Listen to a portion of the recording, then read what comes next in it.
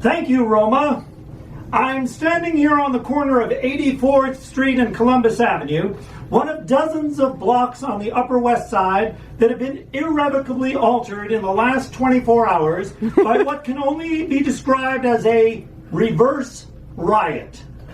In a traditional riot, an angry populace destroys property, sets fires, and loots.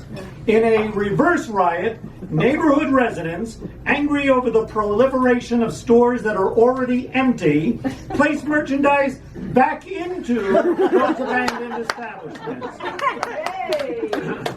Here's what we know so far. Beginning just after sunset last night, citizens armed themselves with crowbars and sledgehammers from Ace Hardware store at 90th and Columbus, one of the few remaining establishments on the Upper West Side that does not offer 10 types of coffee from Sumatra. The angry mob then descended upon countless vacant storefronts and proceeded to break the glass windows and knock down the doors with improvised battering rams, which in this case were electric delivery bicycles, already experienced with knocking pedestrians down. The residents, most of whom were too old to know how to properly wage a war on social media, instead vented their frustration with greedy landlords in person.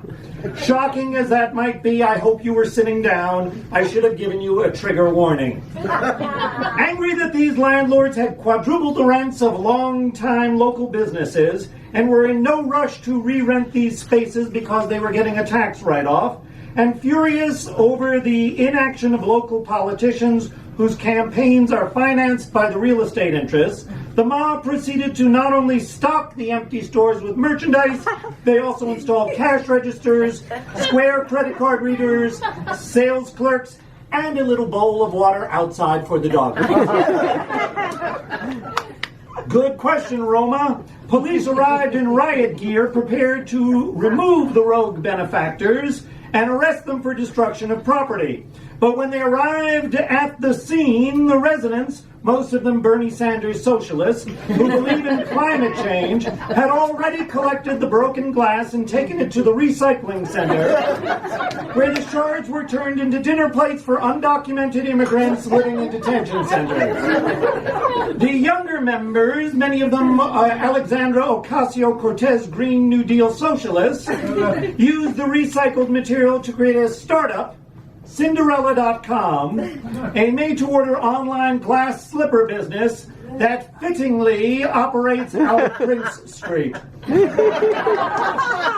Plus, the jails were already filled to capacity with men who made someone feel uncomfortable 20 years ago by smelling their hair. Even as the local council members pleaded with their constituents to redirect their energy to make sure Amazon and their 25,000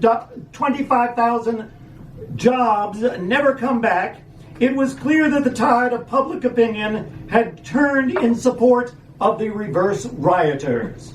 Besides the obvious joys of a vibrant community, it has been estimated that the new tax revenues generated by these once again thriving establishments will enable the city to create affordable housing for low-income residents, revitalize public transportation, and revamp the century-old plumbing infrastructure of New York so that every home can now have 3 faucets for their kitchen sinks. One for hot water, one for cold, and one that dispenses 10 types of coffee from Sumatra. For New York One News, I'm Konstantinos Nakamura Goldberg. Back to you, Roma.